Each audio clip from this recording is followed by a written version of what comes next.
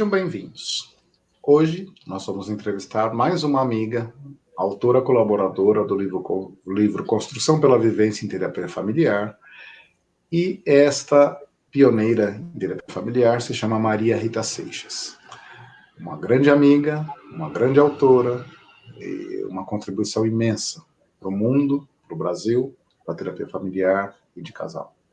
Quem vai fazer a entrevista sou eu, Marcos, a Denise, a Silvia Helena e a Ana Carolina. Por favor, Maria Rita. Boa tarde a todos. Estou muito contente de estar aqui com vocês. É muito bom rever vocês, poder estar outra vez conversando e vendo cada um. É uma coisa que não acontece todo dia, né? Então, isso é muito bom. Eu estava lendo, Marcos, eu reli o capítulo que você escreveu, que você editou, e eu achei muito interessante. A coisa que eu achei mais interessante, sabe o que foi? Tinha muita coisa ali que eu já não me lembrava mais. E isso é fundamental, porque, olha, se você me pedisse para escrever isso hoje, eu teria deixado de lado um monte de coisas que eu realmente não me lembrava mais. E com a fundação da BPS lá em Brasília, todo o trabalho que a gente fez de terapia comunitária. Há tempos que eu não trabalho com a terapia comunitária, mas foi uma coisa muito querida, eu gosto muito. É que a vida me levou para outros lados, né? Então, acabei não falando mais disso. Mas fiquei muito contente de rever tudo isso e de ver, inclusive, assim, que a gente começou lá quando eu estava na Unifesp, e eu dei um curso de formação na Unifesp, eu comecei com um curso de terapia comunitária, né? E achei muito interessante essas lembranças que realmente teriam escapado se eu não tivesse visto. Achei uma coisa que eu não me lembrava mais também, que eu falei para você, é que quando eu nasci, que foi em 39, na época da guerra, estava uma situação econômica horrível, né? E meu pai comprou uma apólice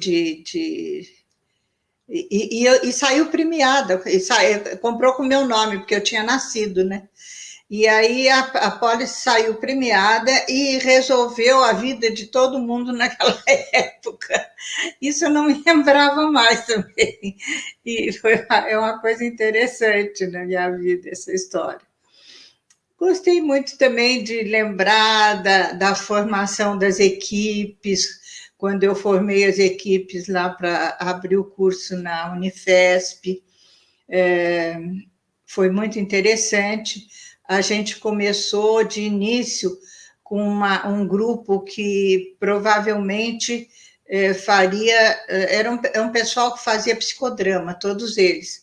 E depois a gente acabou com a evolução, mudando tudo e colocando outras pessoas que seguiam outras linhas de trabalho, e foi muito bom para a gente conseguir conviver com outras linhas parecidas com a nossa e afins, né? Isso é muito bom, a gente saber conviver com coisas semelhantes, mas ao mesmo tempo diferentes, né?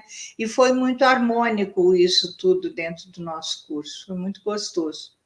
Trabalhamos também com vários tipos de profissionais, né? Porque eu estava na Unifesp, então tinha assistente social, tinha fonoaudióloga, tinha psiquiatra, tinha psicólogo, tinha um monte de profissionais, enfermeiros, que foi uma coisa assim inusitada também, trabalhar com tanta gente de profissões diferentes. E tudo isso, durante 10 anos que a gente funcionou lá, foi muito bom, deu muito certo. Tanto é que o curso continuou com com uma das ex-alunas nossas, né, a Ana Horta, que é enfermeira, e ela continua com o curso lá na Unifesp. Maria Rita, eu acho que são tempos muito gostosos, né? Isso que você está lembrando, que bom que você lembrou todas essas passagens. Eu tive a honra de me encontrar você quando você estava chegando em São Paulo, na Escola Paulista de Medicina, na Unifesp. Ai, que gostoso. E eu lembro que você estava assumindo a enfermaria e o ambulatório. Foi muito gostoso te receber lá. E hoje, tendo contato com a Ana Horta, que ela continua lá, acho que ela é muito grata a tudo aquilo que você começou, né, e foi transformando. E a BPS e a terapia comunitária, são todas linhas que têm dado muito fruto, né? Uhum. E aí eu queria que você pudesse contar um pouco como é que nasceu tudo isso em você, antes mesmo dessas coisas se concretizarem, né? Como é que foi a formação da Maria Rita como gente, como pessoa, como cidadã no mundo, que nasceu com essa sorte toda, com um brilho tão grande, no começo da Segunda Guerra, que era um período tão terrível, mas que pôde trazer esse brilho para a gente, e o quanto isso te ajudou, enfim, como isso te influenciou. Olha, é muito interessante, porque eu fui primeira, única filha e única neta dos dois lados durante muito tempo. E quando os meus primos nasceram, aliás, os que eram mais próximos de mim não moravam aqui, moravam no interior. E a gente se via regularmente, uma vez por mês, mas não tinha tanto contato assim como com os daqui, né? E os que nasceram aqui tinham, no mínimo, 4 anos de diferença de mim. E era muito engraçado, porque, como eu era mais velha, eu acabava liderando o grupo todo, né? E eu tinha uma preocupação muito grande, assim, em não deixar nenhum brigar com o outro, que eles não houvesse injustiças entre eles, né? E eu fui assim caminhando, e isso eu tentei levar para a minha vida também, quer dizer, tentei, levei sem pensar, né? Mas a gente acaba fazendo o que a gente vive na infância para o resto da vida da gente. Então, acho que isso me marcou bastante na minha formação. E eu tive uma vida também muito nômade, né? Porque eu comecei minha profissão aqui, eu trabalhava, eu era psicodramatista, e quando eu me formei em psicodrama, eu já fui logo para Brasília, porque o meu marido foi trabalhar em Brasília. E nós fomos trabalhar lá e ficamos 10 anos lá, né? É interessante que a minha vida é muito pautada assim por 10 anos, né? Nós ficamos 10 anos em Brasília, eu fiquei 10 anos na Unifesp, depois que eu mudei para cá, e e isso foi uma coisa assim que eu tive que ir me adaptando a coisas diferentes, a lugares diferentes, pessoas diferentes. Quando eu trabalhava quando eu estudava no SED Sapiense, né? Desde que eu estudava lá, o Ain dizia assim para mim, doutor Ain, ele foi meu professor, você tem que trabalhar com família, você tem que trabalhar com família. Eu dizia, da onde que o senhor tira isso? Ele disse, não, você tem que trabalhar com família. Eu achava aquilo muito engraçado, né? E aí, quando eu fui para Brasília, nessa época não se falava em terapia familiar. Eu trabalhava com casal, fazia muito casal lá com psicodrama e tudo, mas terapia de família não. E começou a me dar uma vontade muito grande de vir para São Paulo para poder trabalhar com terapia de família. Porque a minha fantasia de lá é que aqui estava todo mundo trabalhando com família, que era uma coisa muito divulgada, muito. Muito promissora, já tinham escolas formadas e tudo, né? Mas aí, quando foi para eu voltar para São Paulo, eu comecei a me informar quem é que trabalhava com família, e não era aquilo que eu pensava, né? Tinha um grupo que era um grupo inicial, que foi com a Matilde, a Gilda, eu não sei bem, porque eu nunca participei desse grupo, mas quando me falaram, eu tinha a Ada e a Sandra. Aí eu disse para a Gilda, eu queria muito entrar nesse grupo. Ela disse, olha, mas a gente está numa fase em que a gente está praticamente desmanchando o grupo já não é mais o que era e cada um está indo para o seu caminho. Então, quando eu cheguei aqui, eu disse, meu Deus, como é que eu vou fazer para aprender essa história de família, né? Aí eu fui fazer doutorado, porque eu cheguei aqui, não tinha clínica, eu disse, vou fazer doutorado, né? E resolvi fazer o doutorado na PUC, e aí fiz com a Rosa Macedo, e naquele tempo a gente podia fazer cadeiras de outras áreas. Então eu fiz uma cadeira com a Ada Pellegrini, fiquei conhecendo a Ada, a Rosa, a Matilde, né? E aí eu soube também que tinha aqui um curso formado que era da Fiorângela. E a Fiorângela era psicodramatista. Eu disse, eu acho que vai ver que é aí que é o meu ninho, né? Então, eu fui conversar com a Fiorângela e fui fazer o curso com ela. E fiz um curso que quem dava era o Andolfo, ele vinha periodicamente para cá. E naquela época ele trabalhava com psicodrama ainda, né? E aí eu fiquei contente, fiz o curso, tudo. Depois eu fui evoluindo no meu doutorado, né? E aí a gente foi conhecendo outros profissionais, a Rosa levava muita gente que trabalhava com família para falar, e eu fui cada vez me entusiasmando mais com a história da família, né? E aí teve um desses encontros que a Matilde Neder promoveu lá na PUC, veio a Heloísa Garman, que era uma moça que tinha trabalhado aqui em São Paulo, e ela tinha ido para... Onde que ela foi? Enfim, ela foi para os Estados Unidos, e quando ela voltou para a PUC. E aí a Beth Carr que veio. Aí eu comecei a conversar com a Beth Carr, ela me deu uma supervisão de um caso, né?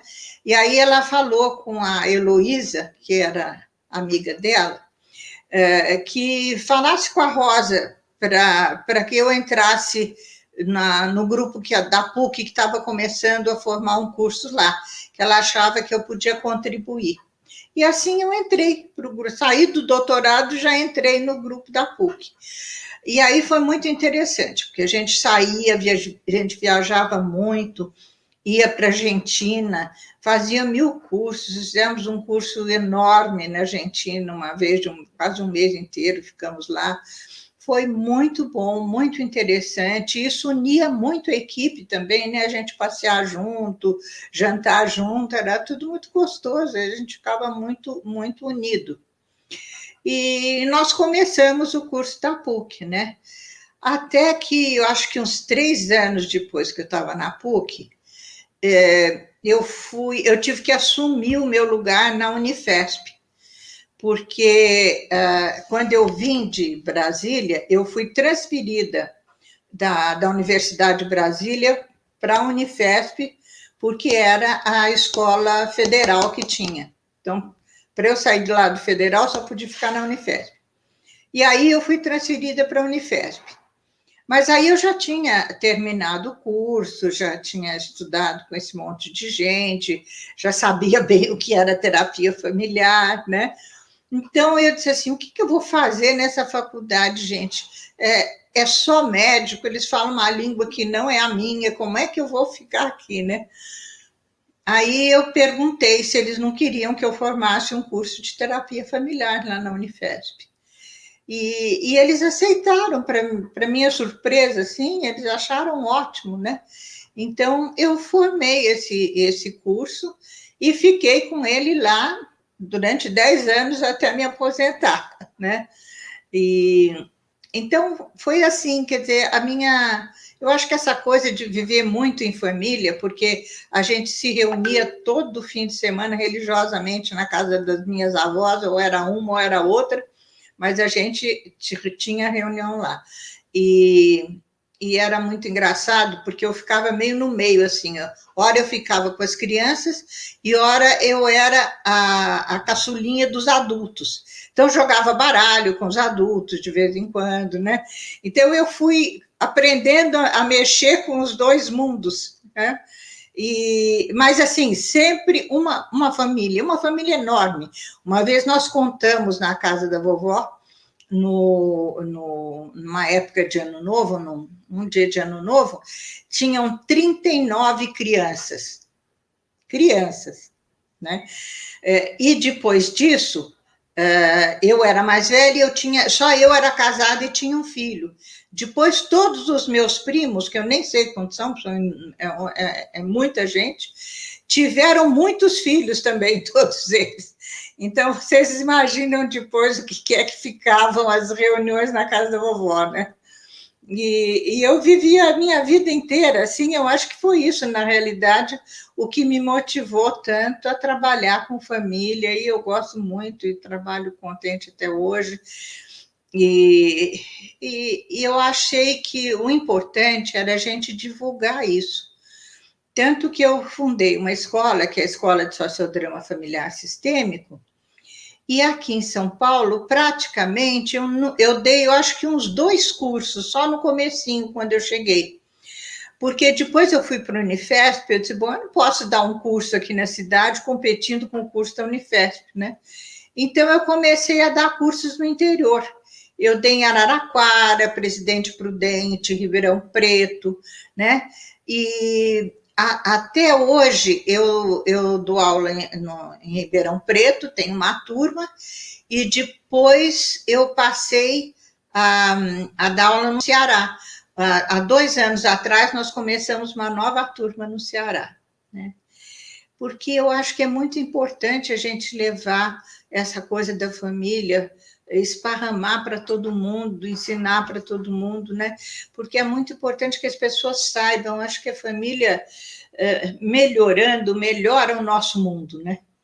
E a família é a base de tudo, ela forma todas as pessoas, né? Ela é dela que saem todos os valores, todos os conhecimentos e as regras todas de bem viver que a gente aprende, né? Então, eu, como sempre valorizei muito isso, eu achei muito importante começar a passar essa história toda para onde eu podia, onde eu tinha condições. Essas escolas que foram surgindo em outros estados foram todos alunos nossos daqui que moravam lá e que quiseram abrir as suas escolas lá, né? Então, Presidente Prudente tinha uma aluna, Araraquara, todos os lugares foram abertos com uma aluna nossa de lá, mesmo Ribeirão, Helenice foi minha aluna na Unifesp, né? E agora no Ceará, recentemente, o Álvaro, que foi para lá, e a gente começou lá. Então, é como se a gente fosse abrindo familhinhas em vários lugares, né? E isso é muito bom, eu acho muito, muito gostoso.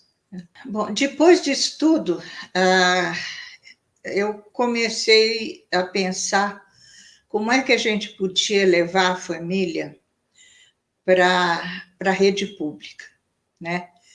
Por quê? Porque eu comecei a trabalhar com famílias de Osasco, com mães com filhos em liberdade assistida. Depois eu trabalhei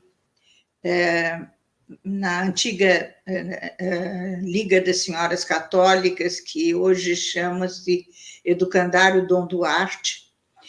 E eu via, quando tinha necessidade de encaminhar uma criança para terapia, a gente não sabia para onde mandar, porque não tinha mais aqui aqui em São Paulo, né, que eu conhecia, não tinha mais para onde encaminhar. Se você encaminhasse para uma UBS, o pessoal dizia assim, não, a terapeuta teve nenê, a terapeuta saiu, A terapeuta está de férias, e a gente não conseguia encaminhar.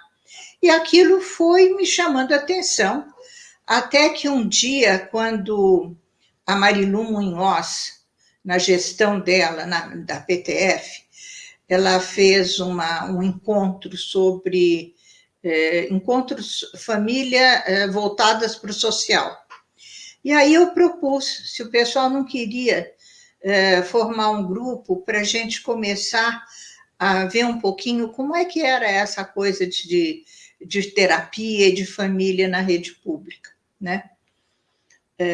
E eles toparam, e aí nós formamos um grupo, estudamos durante, acho que 1 ano ou 2, nós fomos em vários CAPs aqui de São Paulo, em vários CREAS, fomos aqueles que diziam que eram os melhores. Então, a gente ia visitar todos. E aí, chegando lá, para nossa surpresa, todos diziam a mesma coisa. Não, mas aqui não precisa terapia de família, não. Sabe como é que a gente faz isso? A gente chama as mães, vai cozinhar com elas, fazer doce, e aí a gente conversa sobre os filhos. Eu disse, mas é assim que vocês fazem terapia de família? E é assim que funciona. E nós não precisamos de terapia de família. Eu disse, gente, mas o que é isso, né? E tinha poucas terapeutas também, não é só da terapia de família, não. Eram muito poucos os terapeutas na rede pública. Alguns nos CAPs e alguns nas UBS. Nos CAPs, mais do que na UBS. E os CAPs atendiam só casos muito graves. Os casos rotineiros, assim, não iam para o CAPs, né? Eu disse, então, realmente a nossa população está totalmente desprovida de terapia, de qualquer terapia na área social, né? E aí nós resolvemos começar com o nosso projeto. Eu primeiro fiz uma moção, que nesse grupo nós fizemos uma moção que era para mandar para o Ministério da Saúde, como que informando do que estava acontecendo. Porque nós não ficamos só aqui em São Paulo, não. Teve congresso de terapia familiar, teve congressos de psicodrama, que nas salas onde falavam do social, a gente ia para perguntar como é que era. E aí nós ficamos sabendo que era assim no Brasil inteiro, que não era só São Paulo, né? E aí nós resolvemos fazer essa moção, falando do direito dos terapeutas fazerem terapia na rede pública e da necessidade disso para a população, porque não estava vendo. Bom, aí um advogado viu e disse assim, isso aí não vai chegar a lugar nenhum. Sabe o que vocês têm que fazer? Vocês têm que fazer um projeto de capacitação para a rede pública. E foi o que nós fizemos. Nós montamos um projeto de capacitação e levamos, né, até para uma pessoa aqui da Secretaria de Saúde, da Secretaria de São Paulo, Secretaria do Estado de São Paulo. Não era o secretário do Estado, era da Secretaria de Estado. Aí nós levamos lá e eles foram muito gentis, disseram que gostaram muito, que iam levar para frente, mas morreu ali. Não foi para lugar nenhum. Até que um dia nós soubemos, uma pessoa da Santa Casa, eu dei aula na Santa Casa, logo que eu cheguei em São Paulo, junto com o meu doutorado, eu dava aula na Santa Casa. E aí eu conheci muitos psiquiatras de lá e tudo, e um deles me telefonou perguntando, dizendo que sabia que eu trabalhava com família, ele ia embora para o Ministério da Saúde, e ele queria me passar uma família que ele estava atendendo. Eu ouvi a história da família e tudo, e depois eu perguntei para ele, escuta, mas o que você vai fazer no Ministério da Saúde? Ele disse, eu vou assessorar a área de saúde mental. Eu disse, então você vai levar nosso projeto, né? Sim, olha, uma coisa que eu até digo é por Deus, porque não tinha outro jeito, ficou engavetado o projeto 2 anos, né? E aí ele se encantou com o projeto e levou para o Ministério da Saúde, e lá o projeto foi caminhando, né? Essa reunião eu fiz, eu acho que com ele em 2018. Nós estávamos desde 2014 às voltas com esse projeto. Em 2018 ele foi para lá e levou. Quando chegou no fim do ano, saiu a aceitação do projeto e a liberação da verba. Bom, mas vocês sabem que Estado é assim, né? A liberação sai, mas só aparece depois de 2 anos, né? E aí a liberação mesmo só saiu em 2020. E aí nós começamos a ver como é que a gente podia botar isso em prática e tudo. E o CEALAG, que é o Centro de Estudos Airosa Galvão, lá da Santa Casa, fez um contrato com o Ministério da Saúde, porque precisava de uma instituição que não tivesse fins lucrativos. E todas as nossas instituições tinham fins lucrativos. Então, o CEALAG assumiu junto com a gente, né? E começamos a procurar e a divulgar o projeto. Mas, antes disso, eu já tinha ido na FEBRAP, que é a Federação Brasileira de Psicodrama, já tinha me reunido lá com o pessoal, eles toparam fazer parte do projeto, e depois eu fui na Bratef várias vezes, né? Que a Associação Brasileira de Terapia Familiar, o pessoal lá também, todo mundo topou. Então, quando chegou a verba, eu chamei a Vera Rizzi, que era a presidente da Bratef, e a Rosa Lídia Pontes, que era presidente da FEBRAP. E nós fomos fazer uma reunião com o Bernardon, que foi essa pessoa que levou o projeto para o Ministério, e mais 2 pessoas que eram da Santa Casa. E nesta reunião nós estipulamos mais ou menos como seria, porque as 2 que eram presidentes, uma da FEBRAP, outra da Terapia Familiar, elas sabiam bem onde é que estavam as associações que poderiam assumir isso nos diferentes estados, né? E aí eles pediram o seguinte, o Ministério da Saúde pediu, que eles queriam que em São Paulo, Rio Grande do Sul e Santa Catarina, o curso de capacitação fosse de psicodrama, porque tinha muito suicídio, e eles queriam, então, formar terapeutas para tratar desse assunto dos suicídios. E depois ficou Rio de Janeiro, Recife e Ceará para trabalhar com a terapia de família, né? E nós tínhamos a obrigação de formar 500 pacientes, 250 em cada bloco, 250, não, acho que era isso, 500. E aí a coisa começou e a gente começou a procurar as associações e fomos muito bem recebidos, começamos em 2020 mesmo, nós começamos o psicodrama aqui no Sul, e 2021 só que nós conseguimos começar a terapia familiar, porque estranhamente, a gente não sabe por quê, né? Tanto a Secretaria do Rio como a Secretaria do Ceará estranharam muito, não sabiam por que a gente queria pôr, disseram que era um projeto contra a formação deles.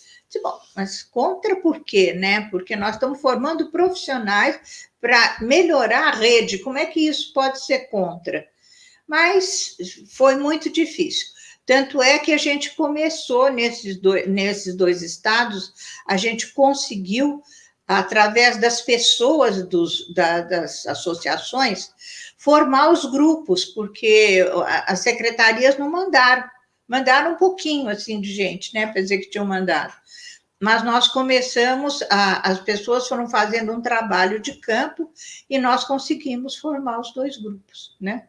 E aí agora nós estamos com o curso correndo e formando todo mundo. Olha, mas foi tanta peripécia, foi tanta loucura, tanta correria, que eu dizia, olha, isso é Deus que está pondo a mão, porque ele vence as coisas assim com uma facilidade que não é da gente, né? Sabe?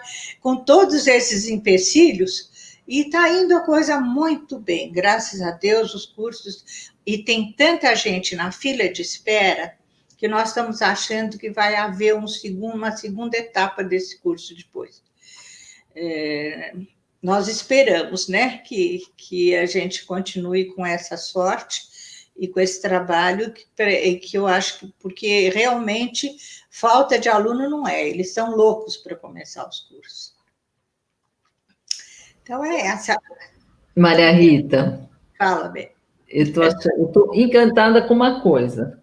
Que você foi colocando as datas, né, da realização do curso, das terapias, e eu falei, ué, mas isso já foi na pandemia, né? E você não colocou isso como uma dificuldade, né? Acho que você está trazendo, né, uma fibra, uma vontade que a coisa aconteça, que mesmo grandes obstáculos, você encarou, vocês, né? A equipe encarou de frente como algo que faz parte e que se precisa a gente adapta, né? Eu imagino que vocês estão fazendo tudo online, mas ok, nós estamos dando continuidade, estamos atingindo as pessoas, estamos tendo sucesso, né?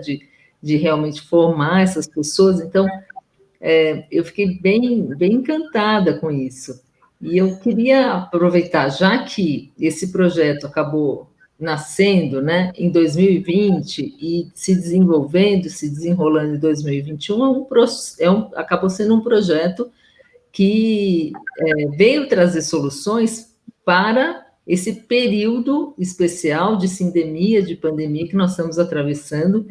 E eu queria, então, te perguntar o que você tem para contar para a gente como grandes desafios que você está enxergando, tanto para os profissionais como para as famílias nesse período de pandemia?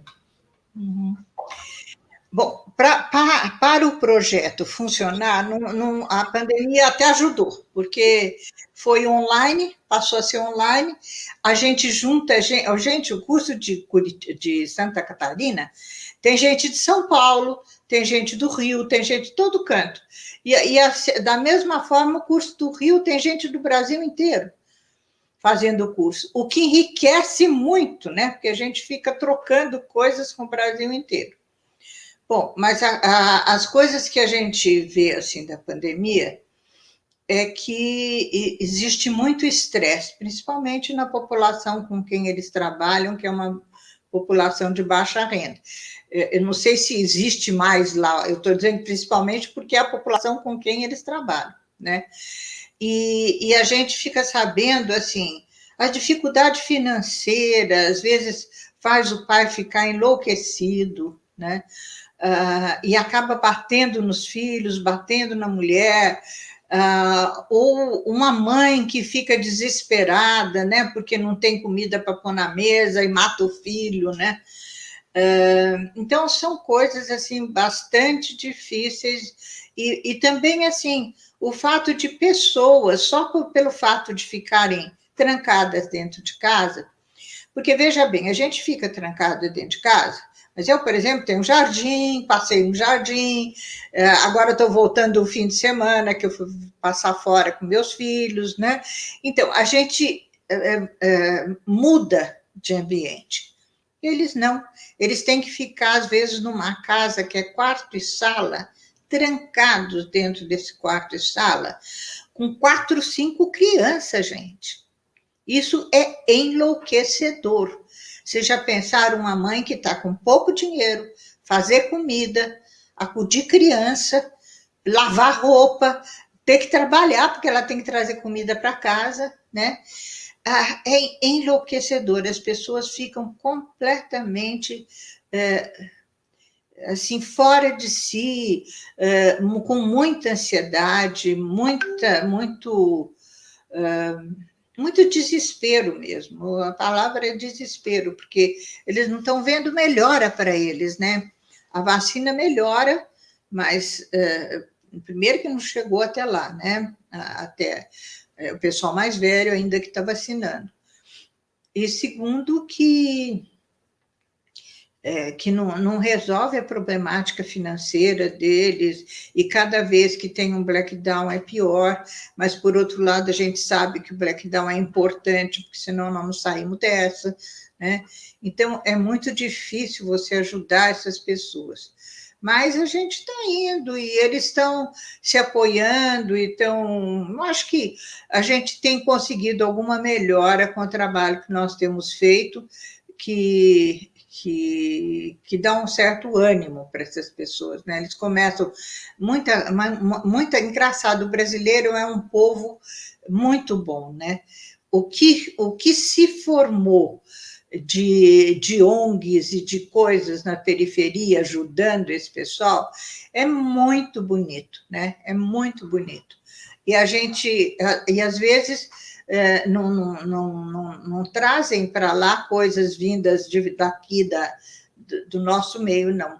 Muitas vezes eles trabalham entre eles mesmos e se ajudam muito, muito, né? Então, a gente vê isso também, é muito bonito, e isso dá ânimo para a gente continuar trabalhando, né? Eu acho que as coisas assim, mais graves e piores que a gente viu na pandemia foi isso. Maria Rita, é sempre uma honra ouvi-la e me abastecer das suas informações e conhecimentos. Em 2005, você escreveu sobre a família na atualidade, adequação aos recursos terapêuticos e valores do terapeuta, pensando famílias. Você acabou de falar alguma coisa agora a respeito desse seu projeto psicodramatista que se está implementando no Brasil. Como que é, então, essa de 2005 para cá, e como você está vendo que como está se desenvolvendo tudo isso e se existem condições de melhoras, de adequação, como é que você vê? Olha, Silvia, a gente acha que consegue dar uma certa melhora. Agora, não é um projeto de psicodrama, viu? Psicodrama é só no Sul, aqueles que vão fazer a terapia psicodramática. O pessoal das outras associações não são psicodramatistas. No Ceará mas é por acaso também, porque a moça que coordena lá o Ceará juntou com o Álvaro, que é onde a gente está dando o curso, então eles resolveram fazer o sociodrama familiar sistêmico lá. Mas no Recife e no Rio, as pessoas não são psicodramatistas, eles dão cada um segue uma linha e está indo tudo muito bem.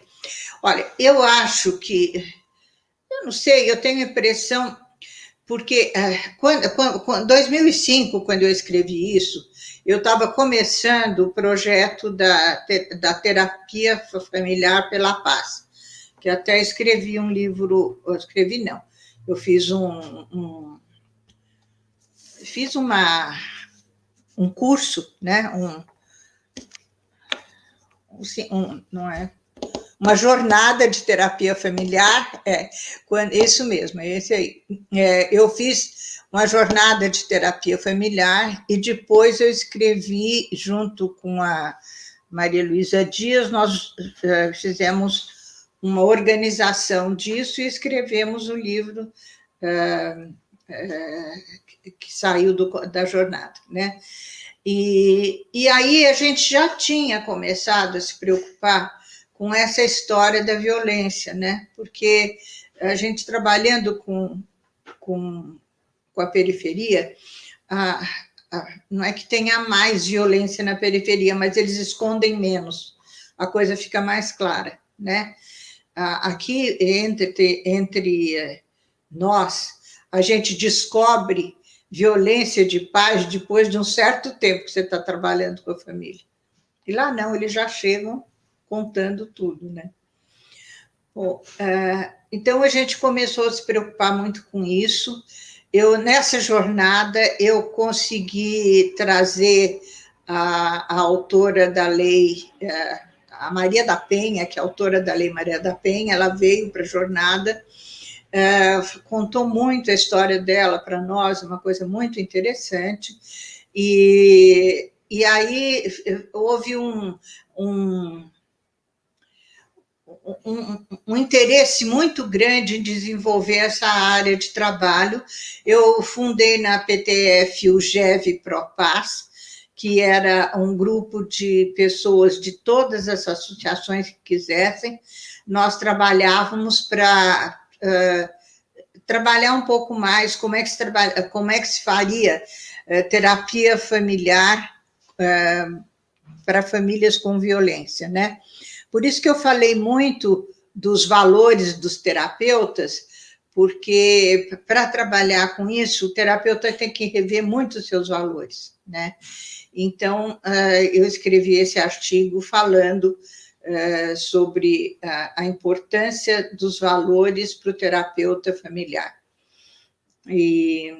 Porque é muito eu sei que a gente não vai, ninguém tem intenção de passar os valores que você tem na cabeça para os outros, mas você tem obrigação de fazer com que as pessoas pensem em alguma coisa, né, que as leve a construir uma história e um mundo diferente daqueles que eles estão vivendo, né? Então é muito importante que você tenha essa consciência dos teus próprios valores. E nós trabalhamos muito tempo junto com esse grupo, que era do GEV ProPaz, e só muito recentemente ele foi tirado da PTF, não sei porquê, eu passei algum tempo longe da PTF, e cuidando desse projeto, lutando por ele, né? Então, eu sei que agora foi desfeito esse projeto na PTF, não sei porquê. Mas durante o tempo que nós estudamos, foi muito interessante. Tinha muita gente aí dos sistemas humanos, a Adriana, a Suzana, acho que a Silvia participou um pouquinho, não foi, Silvia? Participou. E foi muito interessante a gente trabalhar esses anos todos com essa coisa. Isso pelo menos levou para a terapia familiar essa nova visão que a gente tem que trabalhar com as coisas difíceis da vida também, que são as violências familiares, né? E o feminicídio agora também é outra coisa que dobrou, né, na pandemia.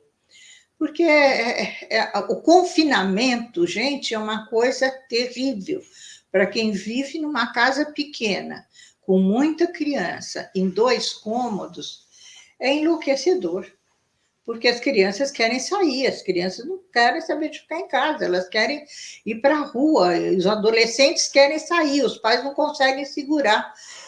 É muito difícil. Eu vejo aqui na minha casa, eu tenho o filhinho da minha empregada, tem 6 anos, é um menino inteligentíssimo, mas ela tem muito medo, ela tem pavor da pandemia. Então, ela não deixa o menino sair de casa. Às vezes a gente sai para dar uma voltinha de carro, quer levá-lo, ela não deixa.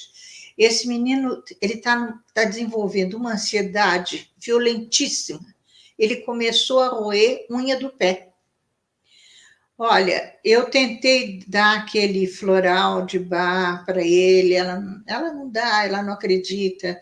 Eu disse, eu tenho medo de colocar um remédio psiquiátrico e ela não dá direito e piorar o menino, além de não melhorar, né?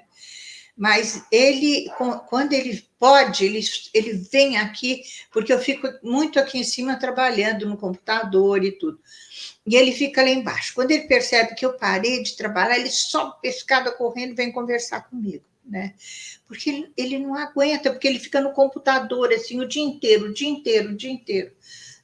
isso está desenvolvendo uma ansiedade no menino, aí eu faço ele para o quintal brincar com os cachorros correm, ele corre para lá, corre para cá, ele vai melhorando um pouquinho, mas quando chega no fim do dia, o menino está subindo pelas paredes. É um horror. E isso você vê numa casa que tem espaço, tem com quem ele se distrair. Agora, você imagine umas famílias todas confinadas, né? Com as crianças todas presas dentro de casa. Muito difícil.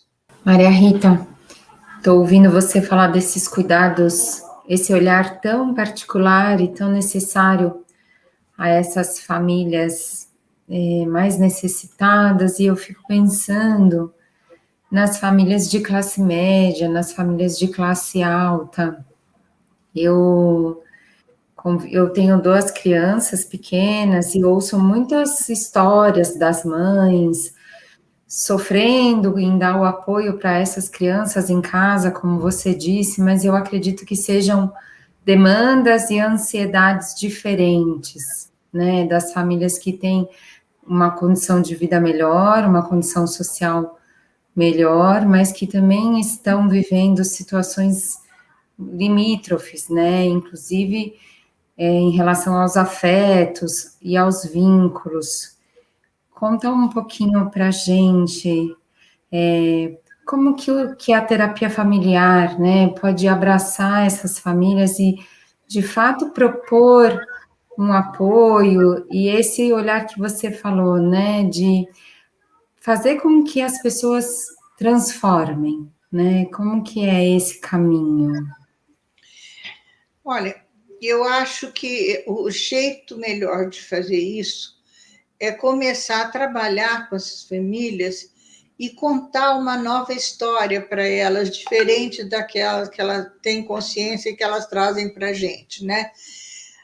Por exemplo, contar como elas têm vantagens que as outras famílias não têm, como a vida delas pode ser construída de uma forma diferente. Por exemplo, elas saírem para passear um pouquinho pelo bairro, passear nos parques com os filhos, uma horinha por semana. Ah, não tenho tempo. Sim, não, é difícil, não tem tempo mesmo, mas se você conseguir um tempinho, esse tempinho vai melhorar tanto que vai compensar todo o resto do tempo que você tem que trabalhar desesperadamente para conseguir levar a família para frente, né? Então, é muito importante a gente fazer com as famílias, assim, conversar com elas sobre um cronograma diferente do que elas fazem, para dar um espaço para sair com as crianças, para andar na rua, principalmente adolescentes, né? Eu estou lembrando de uma adolescente que ela dizia assim para a mãe: uma hora que você procurar, eu pulei daqui, eu pulei. E a mãe ficava desesperada. Um dia ela se escondeu, a mãe procurou no apartamento inteiro, não achou. Aí, quando a mãe estava desesperada, ela disse assim: você pensou que eu tivesse pulado? Então, você vê que é uma coisa difícil, né? A gente não pensa nessas coisas. Mas aí eu disse: olha, vamos conversar um pouquinho, sai um pouquinho com essa menina, vai passear com ela, vai ver o que de novo tem no bairro, as coisas que...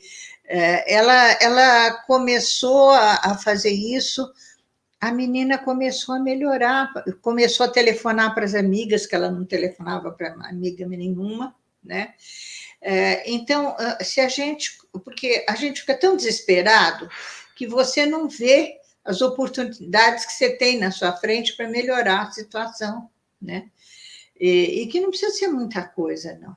Não precisa, é só dar uma respirada, assim, conversar. Outra coisa que as famílias podem fazer é jogar jogo de tabuleiro com os filhos, que eles adoram quando os pais vão jogar com eles, né? Então, chega à noite, está cansado, tá bom, está cansado, mas vamos dar uma suspirada e jogar um pouquinho com os filhos, ou durante a tarde, eles sozinhos, né? E essas coisas vão ajudando. Mas o mais importante é você começar a contar, fazer com que elas contem uma história diferente dessa história horrorosa que elas trazem. Por exemplo, essa mãe da menina, né, que dizia que ia pular da janela, a gente começou a conversar com ela. Eu disse, mas como é sua filha?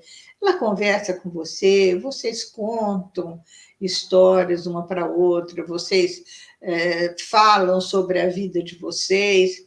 Não, eu fico trabalhando no meu quarto, ela fica trabalhando no quarto dela, mas à noite ela dorme na minha cama. Aí eu disse, bom, vamos conversar então. Como é que você pode fazer um jeito dessa menina participar um pouco da história da casa com você? Você disse que você que cozinha. Você já chamou para cozinhar junto com você? Ela não gosta de cozinhar. Eu disse, não gosta sozinha, mas se você chamar para cozinhar junto com você, será que ela não vem?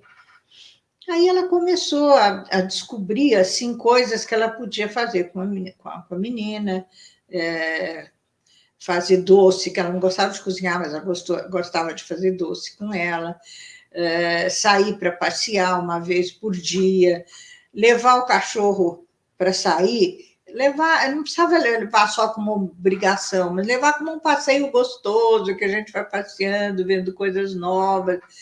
E aí ela foi contando, foi convivendo com essa filha de uma outra maneira, né? As duas começaram a conviver e acabou a história da menina dizer que ia pular pela janela. Ela esqueceu da história, né? Porque também não tem o que fazer, fica criando, né? É uma criação. O adolescente já cria o que não precisa criar. E a gente conversa. Eu acho que o importante é a gente mostrar para os pais que os filhos precisam dele. Os pais não acreditam, nem pai nem mãe acreditam que os filhos precisam muito do contato com eles, né? Na hora em que você consegue mostrar para os pais como eles são importantes para os filhos, aí eles começam a cuidar dos filhos menos como obrigação e mais como uma interação. E a coisa vai melhorando, o relacionamento vai melhorando. E essa menina foi assim, com isso ela parou de assustar a mãe, de dizer que ia pular pela janela, acabou a história. Então a gente tem o nosso trabalho é sempre de contar histórias diferentes com os pais. Maria Rita, novamente eu trago a minha admiração e minha gratidão a você, no meu caminho, tantas vezes, né? Você foi minha professora lá na Unifesp, a gente se cruzou na PTF muitas vezes, no GEV, na Cultura pela Paz, em tantos outros momentos importantes, né, da terapia familiar, que você estava à frente, que você estava levando, que você estava incentivando, trazendo os seus recursos, né, e os nossos. Então eu tenho muita gratidão por isso. Eu tenho uma notícia talvez boa para você. E eu não sei exatamente o que aconteceu nesse período da PTF no GEV, mas eu tô lá no CEAF hoje. Que bom. E eu tive com a Águida, e a gente fez que também foi sua pupila, né? Principalmente no GEV. E ela e eu fizemos um convênio para poder ajudar a cuidar dessas famílias. Que então, bom, coisa boa. Eu estou muito feliz também, porque ser herdeiro seu de coisas tão maravilhosas é de uma gratidão muito grande, assim, né? E eu queria te contar isso, que teus frutos, sim, estão crescendo e multiplicando, e eles se veem em muitos lugares, né? A PTF é uma filha do coração, assim, né, também, porque a gente criou a PTF antes da Abratef, antes de existir a Abratef. Eu ainda estava trabalhando lá com a Rosa, nós fomos num congresso no Rio e teve o 4º encontro de terapia familiar. E aí, o 3º encontro de terapia familiar, que até a Matilde ficava muito brava, porque dizia que não era nada, que ela já tinha feito 3 aqui, que estão chamando de 3º encontro, né? mas mas eu trouxe para cá o 4º encontro para São Paulo. Eu falei com a Rosa, ela concordou e nós trouxemos para cá o 4º encontro. Quando nós começamos a formar esse 4º encontro de terapeuta de família, eu comecei a fazer uma coisa. Eu disse, eu quero saber, todo mundo aqui de São Paulo que trabalha com família, esteja ligado à associação ou não esteja, eu gostaria de conversar com todo mundo e saber todo mundo. E foi assim, a gente foi procurando, uma foi falando com a outra foi falando com a outra. Quando nós fizemos a reunião, gente, era tanta gente, que a gente resolveu mudar o nome para o primeiro Congresso Brasileiro de Terapia Familiar, né? E aí, para fazer o congresso, como é que a gente ia fazer? Precisava uma instituição. E aí nós fundamos a PTF, entendeu? Então, eu fui, assim, a presidente fundadora da PTF. A PTF é um pouco, assim, filha do coração, né? E a gente conseguiu, depois, na Assembleia Geral da PTF, né, que desse encontro do Congresso, na Assembleia Geral do Congresso, aí nós fundamos a Abratef, né, que foi até levada para o Sul, o Ovídio, que foi o primeiro presidente, ela foi para lá e foi fundada a Abratef, mas depois que a PTF já existia. E aí os outros estados foram fundando associações também, que hoje a gente tem esse pool de associações que a gente está aí, né? A gente conhece. Muito obrigado. E eu estava lá de testemunha e adorei participar de tudo isso. Pois é. Eu estava lá fazendo tudo que eu podia, ainda estudante, mas estava fazendo. Foi muito divertido. Esse é o congresso que foi lá no Santa Cruz, né, Maria Rita? Foi. Você sabe que eu ainda estava na formação e eu apresentei um trabalho nesse congresso, um tema livre, eu me lembro disso. E foi um congresso onde eu aprendi muito, porque, assim, eu não conhecia nenhum dos professores ainda, né? Conhecia só os do ITF, porque eu era aluna do ITF, né? E eu era aluna da Thay, da Janice, da Sandra, da Flávia Stockler. Sei, lembro bem da Flávia. O Lorival. E aí, lá eu comecei a ter um primeiro contato com os outros formadores, com os grandes nomes da terapia familiar, que ao longo dos congressos, né, eu fui me aproximando, fui me tornando amiga, cheguei a participar de comissão científica de congresso, então foi um processo muito longo, né, de muito aprendizado para mim. Então, eu sou muito grata a você, pioneiros, né, a você que assumiu, né, essa responsabilidade de dar o pontapé inicial, de se oferecer para dar início a esse movimento que vem crescendo e que é tão importante, que está permitindo que tantas pessoas se organizem para que as famílias possam receber os atendimentos necessários para ter uma vida mais harmônica, para permitir que suas crianças se desenvolvam de maneira melhor, mais plena, para superar dificuldades graves, como, por exemplo, a questão da violência familiar, que às vezes vem de muitas gerações, e é um processo muito difícil de superar, exatamente porque são padrões aprendidos, né? Então, eu acho que tudo isso, eu sou muito grata por fazer parte dessa história, né? E muito grata a você por ser essa pessoa tão empenhada em fazer com que o fazer do terapeuta, não só o terapeuta familiar, mas o psicodramatista também, né? Eu sempre assisti as suas falas nos congressos, né, onde você fazia esse casamento da terapia familiar, do psicodrama, trazendo esse conhecimento para enriquecer a nossa prática, né? Então, queria te falar muito, muito obrigada. Imagina, eu é que agradeço vocês estarem lá e estarem continuando com isso tudo que a gente começou, né? Se não fossem vocês levarem para frente, a gente não ia conseguir fazer nada, ia acabar tudo, né? E graças a vocês que eram alunos naquela época que estão levando as coisas para frente.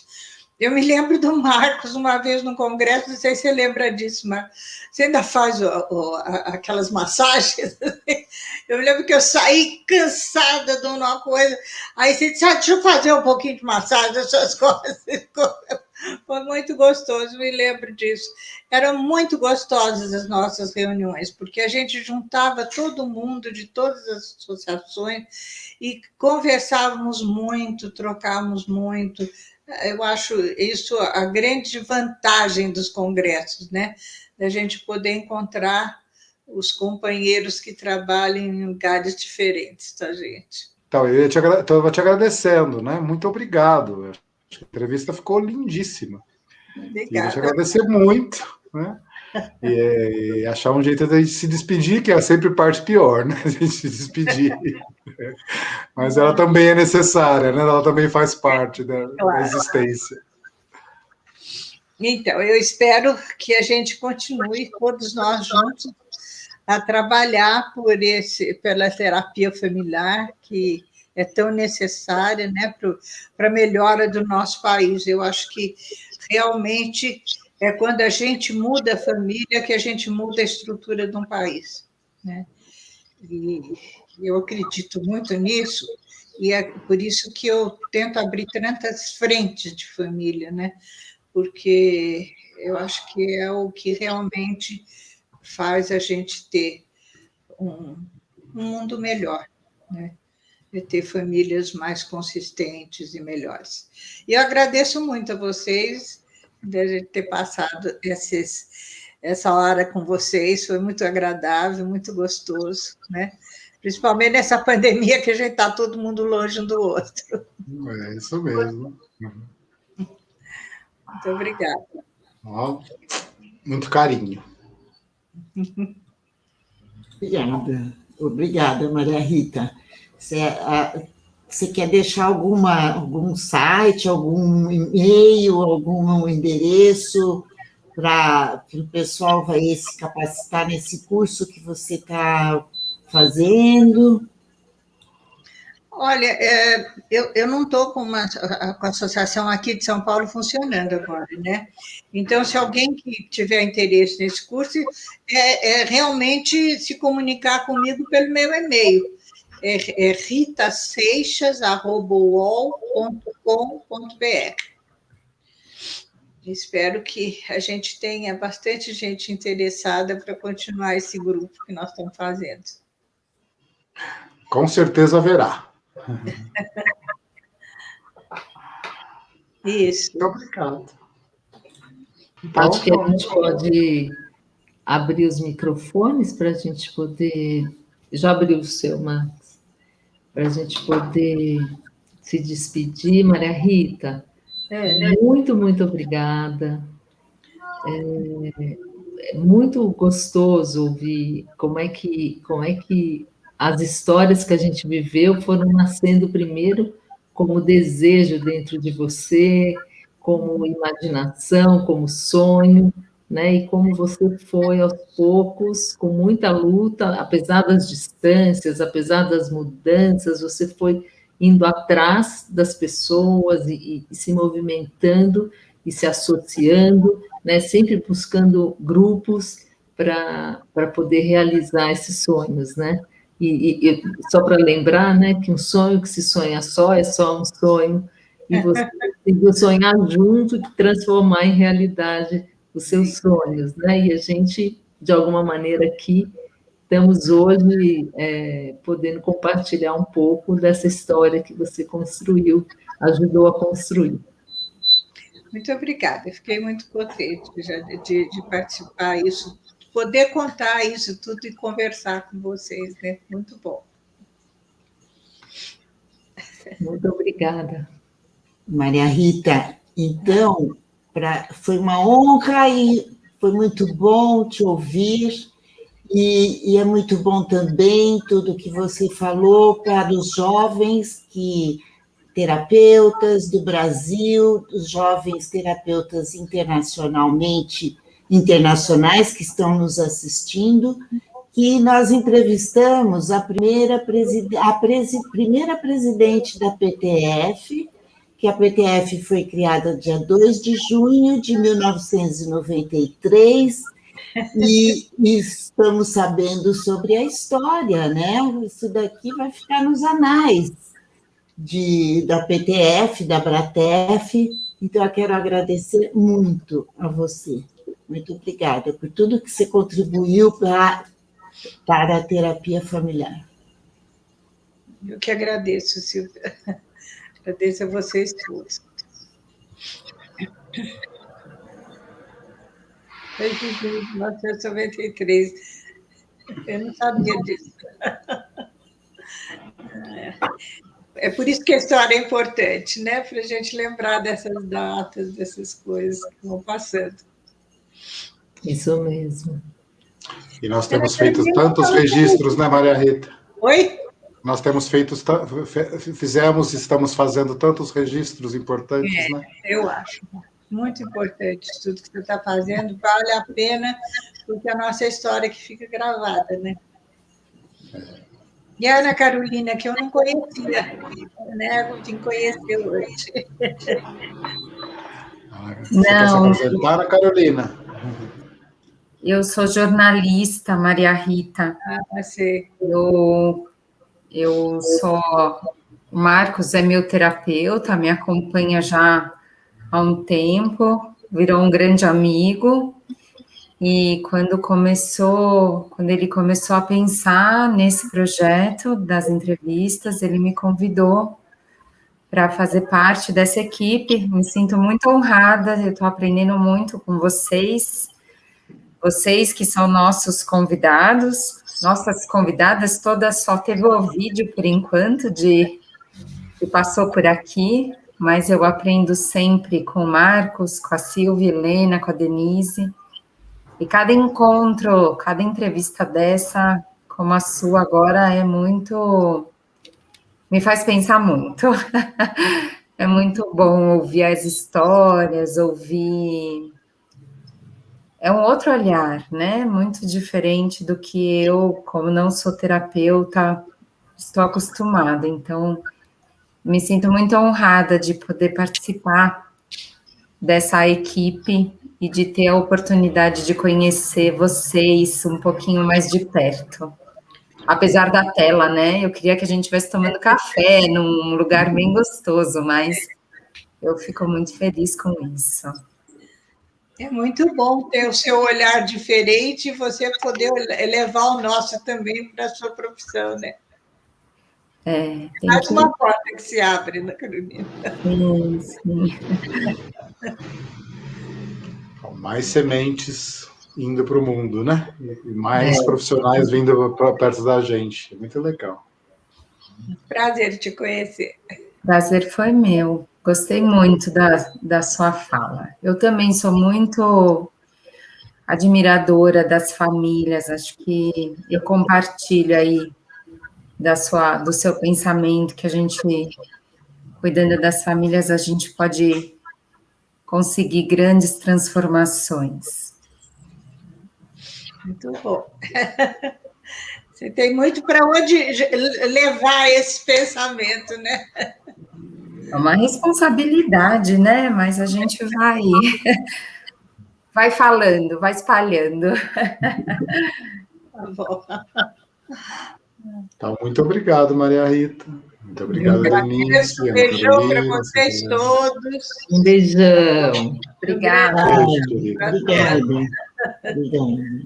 Tchau. Tchau.